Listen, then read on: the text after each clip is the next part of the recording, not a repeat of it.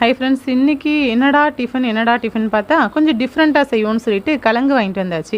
அந்த கிழங்கை டக்குன்னு அழகாக சீவி எடுத்து அதில் நைட்டே ஊற வச்சுட்டேன். புழுங்கரிசி போட்டு ரெண்டையுமே மிக்ஸ் பண்ணி உப்பு போட்டு அரைச்சி ரெடி ஆக்கி அதில் நம்ம வெங்காயம், பச்சை மிளகாய் எப்பொழுதும் போல் அடைக்கு என்னென்னலாம் சேர்ப்போமோ அதை மாதிரி சேர்த்து உரப்படைக்கு மிளகாத்தூள், மஞ்சத்தூள்லாம் போட்டு நான் ரெடி பண்ணிவிட்டேன். என்னோடய அடை எப்படி இருக்குன்னு சொல்லி கமெண்ட்டில் சொல்லுங்கள்.